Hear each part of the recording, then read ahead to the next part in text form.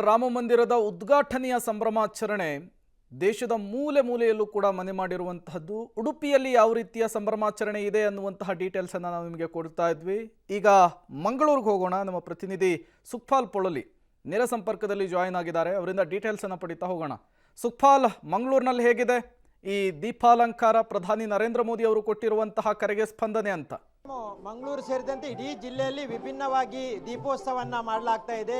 ಬೇರೆ ಬೇರೆ ಕಡೆಗಳಲ್ಲಿ ಬೇರೆ ಬೇರೆ ರೀತಿಯಾಗಿ ದೀಪೋತ್ಸವ ಆಚರಣೆ ಆಗ್ತಾ ಇದೆ. ಅದರಲ್ಲೂ ಮಂಗಳೂರಿನ ಎಕ್ಕೂರು ಹಿಂದೂಪುರದಲ್ಲಿ ವಿಭಿನ್ನವಾಗಿ ಇವತ್ತು ದೀಪೋತ್ಸವನ್ನ ಮಾಡ್ತಾ ಇರುವಂತದ್ದನ್ನು ನಾವು ಗಮನಿಸಬಹುದು. ಇಲ್ಲಿ ಪ್ರಮುಖವಾಗಿ ಒಂದು ಅಯೋಧ್ಯೆಯ ರಾಮ ಮಂದಿರದ ಪ್ರತಿಕೃತಿಯನ್ನ ಮಾಡಿದ್ದಾರೆ. ಇದು ಯಾವ ರೀತಿ ಅಯೋಧ್ಯೆಯಲ್ಲಿ ಮಂದಿರ ಇದೆ ಅದೇ ರೀತಿಯಾಗಿ ಈ ರೀತಿ ಇಲ್ಲಿ ಒಂದು ಥರ್ಮೋಫೋಮಿನಿಂದ ಒಂದು ವಿಭಿನ್ನವಾದ ಅಯೋಧ್ಯೆಯ ಪ್ರತಿಕೃತಿಯನ್ನು ಮಾಡಿದ್ದಾರೆ. ಬಹಳಷ್ಟು ಆಕರ್ಷಣೀಯವಾಗಿದೆ.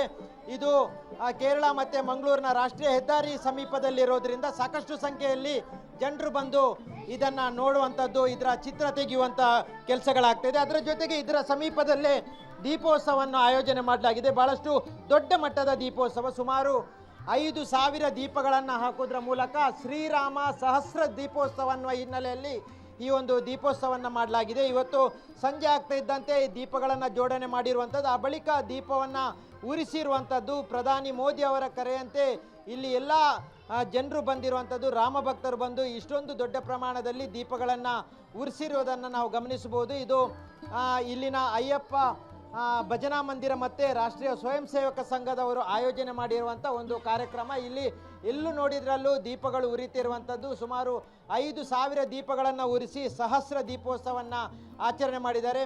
ಇದೇ ರೀತಿಯಾಗಿ ಬೇರೆ ಬೇರೆ ಕಡೆಗಳಲ್ಲೂ ದೀಪೋತ್ಸವವನ್ನು ಮಾಡಿರುವಂಥದ್ದು ನಾವು ಗಮನಿಸ್ಬೋದು. ಇಲ್ಲಿ ಮಹಿಳೆಯರು, ಯುವತಿಯರು ಎಲ್ಲರೂ ಬಂದು ಇವತ್ತು ದೊಡ್ಡ ಪ್ರಮಾಣದಲ್ಲಿ ಸೇರಿ ಈ ಒಂದು ದೀಪೋತ್ಸವದಲ್ಲಿ ಭಾಗಿಯಾಗಿರುವಂಥದ್ದು. ಎಕ್ಕೂರಿನ ಹಿಂದೂಪುರದಲ್ಲಿ ಈ ಒಂದು ವಿಜೃಂಭಣೆಯ ದೀಪೋತ್ಸವವನ್ನು ಮಾಡಲಾಗಿರುವಂಥದ್ದು. ಹೆಚ್ಚಿನ ಸಂಖ್ಯೆಯಲ್ಲಿ ರಾಮ ಭಕ್ತರು ಬಂದಿರುವಂಥದ್ದು.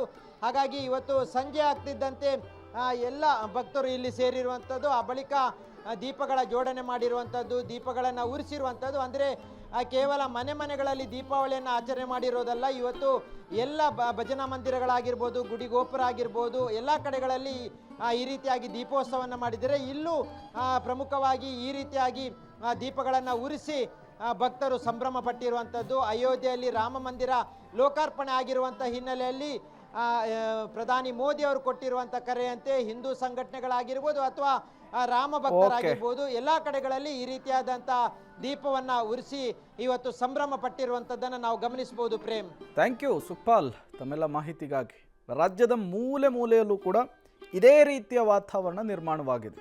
ದೀಪಾವಳಿ ಹಬ್ಬವನ್ನು ಆಚರಿಸಲಾಗ್ತಾ ಇದೆ.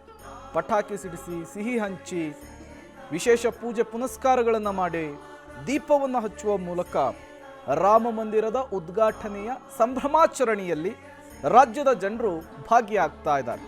ನೀವು ಕೂಡ ವಿಜುವಲ್ಸ್ ಅನ್ನು ಗಮನಿಸ್ತಾ ಇದ್ದೀರಿ.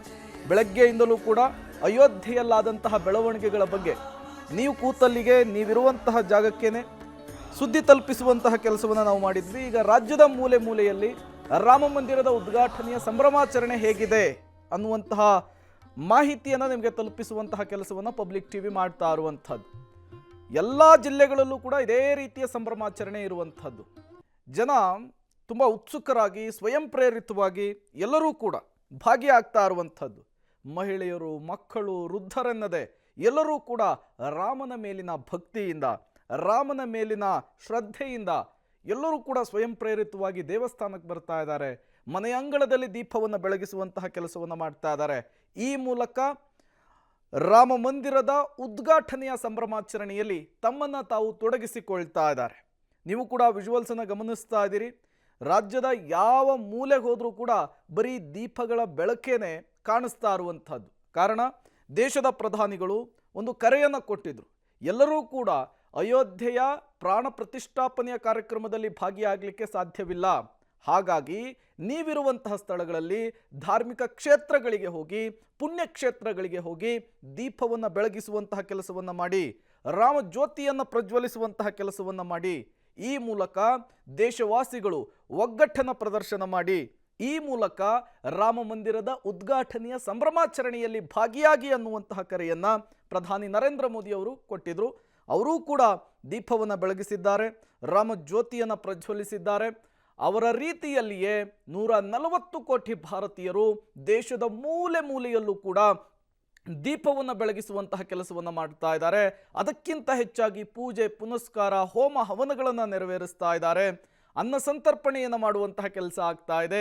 ಸಿಹಿ ಹಂಚುವಂತಹ ಕೆಲಸವನ್ನು ಬೆಳಗ್ಗೆಯಿಂದಲೂ ಕೂಡ ನಿರಂತರವಾಗಿ ರಾಮ ಭಕ್ತರು ಮಾಡ್ತಾ ಇರುವಂಥದ್ದು.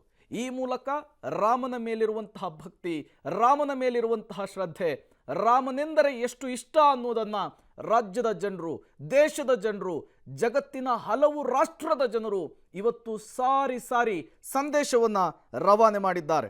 ರಾಮ ತನ್ನ ವಿನಯ, ವಿವೇಕ ಮತ್ತು ಅಖಂಡ ಜನಪ್ರೀತಿಯ ಕಾರಣದಿಂದಲೇ ಇಡೀ ದೇಶದ ಪ್ರೀತಿಯ ಆಸ್ತಿಯಂತೆ ಮಾನವ ಕುಲಕ್ಕೆ ಮಾನವೀಯತೆಯ ಪ್ರತೀಕವಾಗಿದ್ದಿದ್ದು, ಶ್ರೀರಾಮನ ನೆಲದ ಬದುಕಿನ ಅನನ್ಯತೆಯ, ಸಹೋದರತೆಯ, ಮಾನವೀಯತೆಯ, ತ್ಯಾಗ ಮುಂತಾದ ಮಹಾನ್ ಗುಣಗಳಿಂದ ಅವರು ಇವತ್ತಿಗೂ ಪ್ರಸ್ತುತ ಅನ್ನೋದನ್ನು ಜನ ಸಾರಿ ಸಾರಿ ಹೇಳಿದ್ದಾರೆ ದೀಪವನ್ನು ಬೆಳಗಿಸುವ ಮೂಲಕ. ಕಲಬುರಗಿಯಲ್ಲಿ ಹಾಗಾದರೆ ಸಂಭ್ರಮಾಚರಣೆ ಹೇಗಿದೆ? ನಮ್ಮ ಪ್ರತಿನಿಧಿ ಪ್ರವೀಣ್ ರೆಡ್ಡಿ ನೇರ ಸಂಪರ್ಕದಲ್ಲಿ ಜಾಯಿನ್ ಆಗಿದ್ದಾರೆ. ಪ್ರವೀಣ್ ರೆಡ್ಡಿ, ನಿಮ್ಮೂರಿನಲ್ಲಿ ಹೇಗಿದೆ ದೀಪಾವಳಿಯ ಸಂಭ್ರಮಾಚರಣೆ ಅಂತ?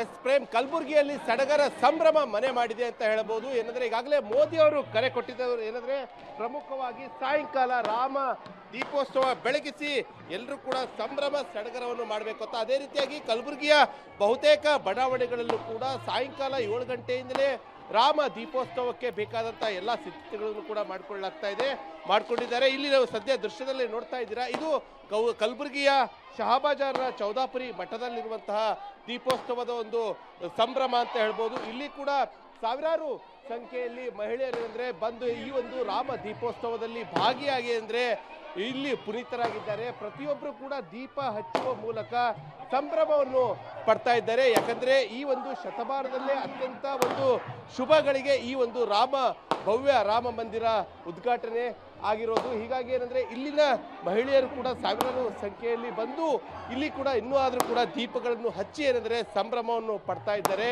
ಯಾಕಂದ್ರೆ ಒಂದು ಕಡೆ ಮೋದಿ ಅವರು ದೀಪೋತ್ಸವಕ್ಕೆ ಕರೆ ಕೊಟ್ಟಿದ್ರು.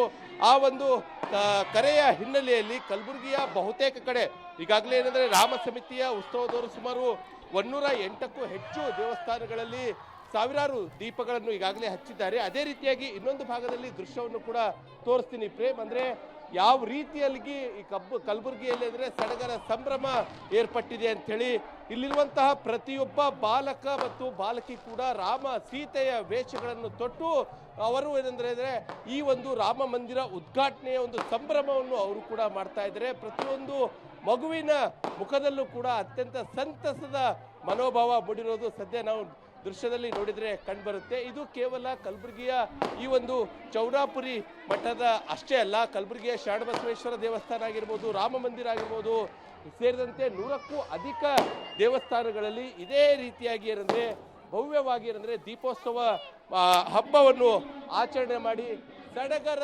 ಸಂಭ್ರಮದಲ್ಲಿ ಅವರು ಕೂಡ ಭಾಗಿಯಾಗ್ತಾ ಇದ್ದಾರೆ. ಪ್ರೇಮ್, ಥ್ಯಾಂಕ್ ಯು ಪ್ರವೀಣ್ ರೆಡ್ಡಿ ತಮ್ಮೆಲ್ಲ ಮಾಹಿತಿಗಾಗಿ.